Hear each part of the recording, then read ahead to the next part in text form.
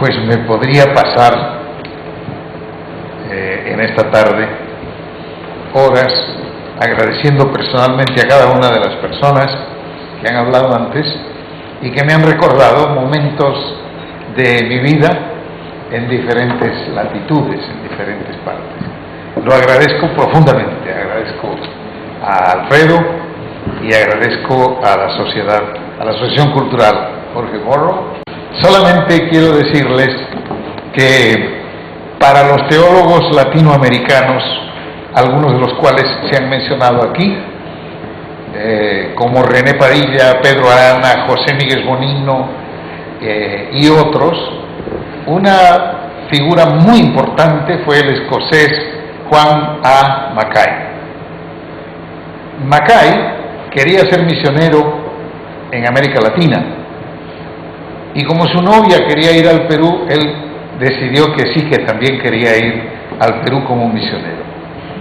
Un profesor en el seminario de Princeton, en Estados Unidos, le dijo: si tú quieres ir a América Latina, tienes que saber castellano.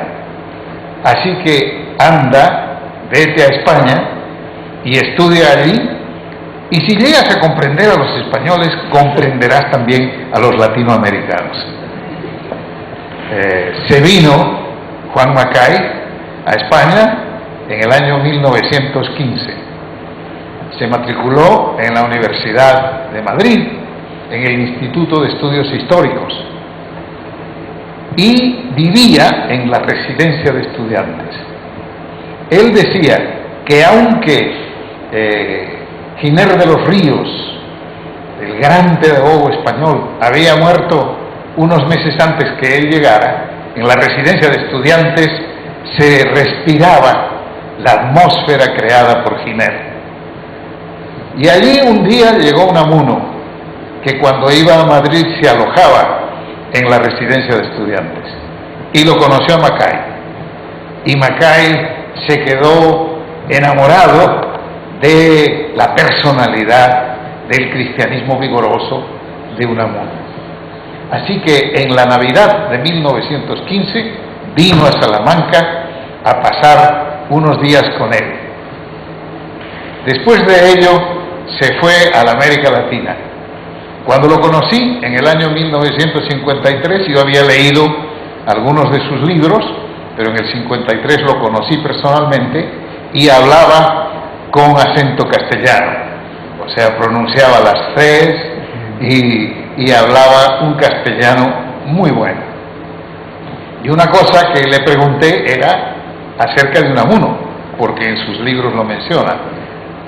Y me empezó a hablar y era una catarata de palabras sobre Unamuno y se le humedecieron los ojos con el entusiasmo que tenía. De modo que al regresar al Perú yo volví a leer los libros de Mackay, dos en particular, El otro Cristo español, que es un libro que todavía tiene vigencia y que es una interpretación del alma ibérica, del alma hispánica especialmente, y de América Latina. Como ustedes saben, en 1929 Unamuno estaba desterrado por uno de los tantos gobiernos enemigos de la gente inquieta. Estaba desterrado en Hendaya, y allí a Hendaya fue Mackay. 14 años después de conocerlo en Salamanca, fue a Hendaya y pasó 2 días con él. Y en varios de sus libros narra lo que pasó. No me puedo detener, pero sí quiero leerles una carta que le escribe que le escribe Mackay a Miguel de Unamuno en 1930. Dice: querido señor Unamuno, tras largas andanzas por Europa he regresado al fin a tierra hispanoamericana. Lo primero que hago al hallarme instalado en mi nuevo hogar en las montañas de México es dedicar algunos días a la tarea placentera de enviar unas líneas a aquellas personas cuyo trato durante los meses pasados en Europa ha dejado una huella en mi espíritu. Antes de todas las otras, pienso en usted y en aquellos 2 días inolvidables que hacia fines del año pasado pasé al lado suyo en el hotelcito de Hendaya. Usted fue de los pensadores contemporáneos quien más hondamente ha influido sobre mí. Hallé en sus escritos lo que no encontraba en otra parte en la literatura moderna: su amor a las escrituras y sobre todo a San Pablo, a quien yo debo mi alma, su hondo sentido de lo trágico y lo paradójico de la vida, su colocación de lo ético en el pedestal de ella, su espíritu de caballero andante a lo divino, conducido por las sendas de existencia por una mano invisible e intangible que lo estruja. Todo ello despertó un eco en mi espíritu. Por acá y allá, por Hispanoamérica, en conferencias a la juventud universitaria y al pueblo, sus inquietudes y soluciones eran a menudo la médula de mis palabras, de suerte que llegué aquella mañana a Hendaya como quien visita un santuario. Estuve un par de días cerca de usted mirándole, escuchándole. Al partir una tarde para París, llevé conmigo la satisfacción de poder querer más aún al hombre que a sus escritos. Dos imágenes han pasado desde entonces muy vivas en mi espíritu: la del camino y la de la cruz. La cruz sobre el corazón palpitante y el camino que es superior a todo método. La realidad de ambos son mías también. A ellos debo lo que soy. Día a día reanudo la aventura por el camino con la cruz. Los 9 meses de mi estada en Europa los dividí entre visitas a mis padres y familiares en las montañas de Escocia celta, conferencias en universidades inglesas y 4 meses en Bonn junto a Karl Barth, el más famoso teólogo del siglo XX. Con este llegué a intimar mucho. Conversamos mucho de usted. Creo que Barth y los de su grupo, Brunner de Zúrich, Bultmann de Marburgo y Gogarten de Jena, van a devolver al pensamiento teológico el concepto del Dios viviente y creador de los profetas y de Pablo y de Kierkegaard, el Dios y Padre de nuestro Señor Jesucristo. Creo, sin embargo, que son un tanto intelectualistas y desprecian demasiado el corazón. Pascal tenía lo que ellos y algo más, pero que sigan en sus arremetidas contra el Dios que es pura idea o gran encarcelado.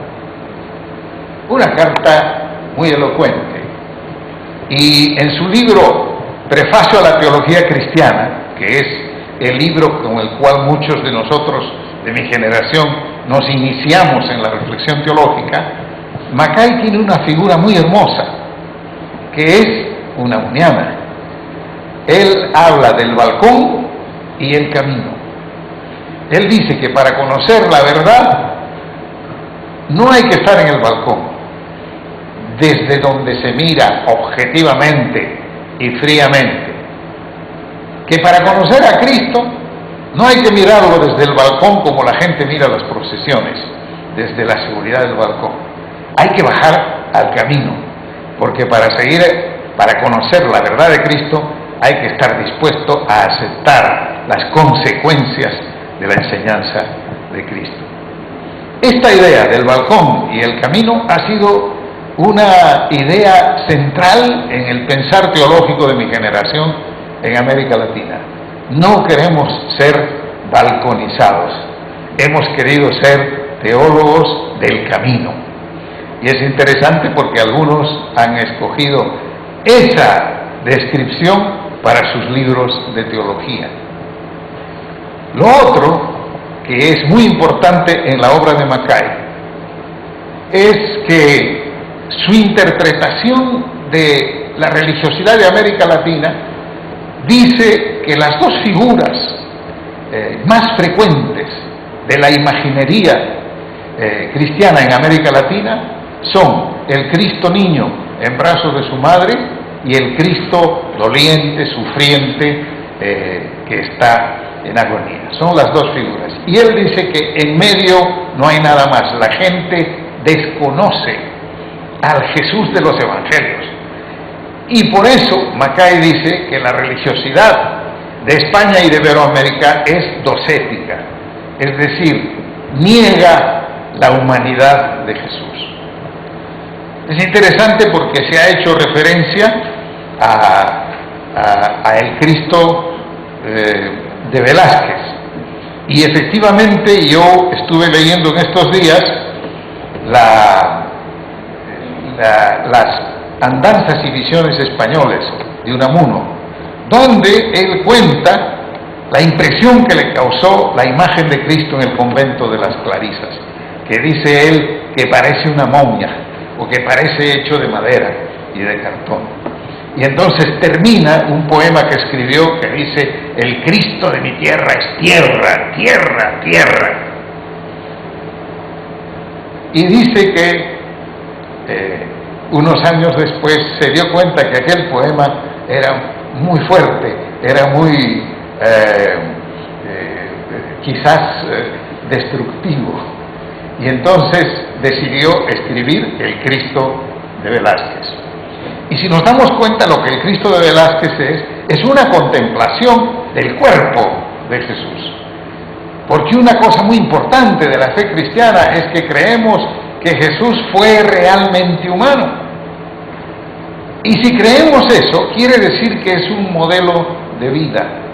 Quiere decir que la fe en Jesús no es algo que sucede en el ámbito de lo espiritual, sino que se traduce en una manera de vivir. Y en el redescubrimiento de Jesús que se ha dado en estos últimos años, pues ha sido muy importante el seguimiento de Jesús. Algunos de los teólogos españoles y biblistas más importantes de hoy están escribiendo acerca de la realidad histórica de Jesús y de lo que significa el seguimiento de Jesús. Y eso es lo que ha hecho nuestra teología evangélica en América Latina.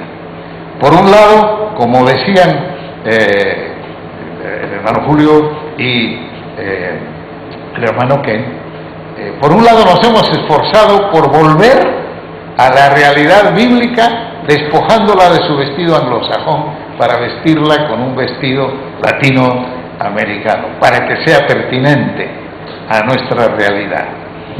Y entonces varias de las obras teológicas que se han producido a partir de la década de 1960, sobre todo en medio de los conflictos sociales y de toda la realidad tremenda de contrastes entre riqueza y pobreza de América Latina, han sido trabajos cristológicos. ¿Qué significa para nosotros Cristo hoy? Quiero simplemente terminar leyendo del Cristo de Velázquez unas líneas que me parece que nos ayudarán mucho, nos inspirarán en un momento como el que nos toca vivir, donde vivimos en una época posmoderna, en una época sin utopías, en una época donde en Europa y en España especialmente se siente la falta de esperanza. El hecho de que hay una visión del ser humano más como un animal o una máquina que como un ser con todo el distintivo de ser criatura de Dios. Y en esta contemplación de Jesús, Unamuno dice en estas líneas del Cristo de Velázquez: los rayos, maestro, de tu suave lumbre nos guían en la noche de este mundo, ungiéndonos con la esperanza recia de un día eterno, noche cariñosa. Oh Madre, Madre de los blandos sueños, Madre de la esperanza, dulce noche, noche oscura del alma, eres nodriza de la esperanza en Cristo Salvador. Eso vale para hoy y para seguir haciendo teología con la mirada puesta en el mañana. Muchas gracias a todos.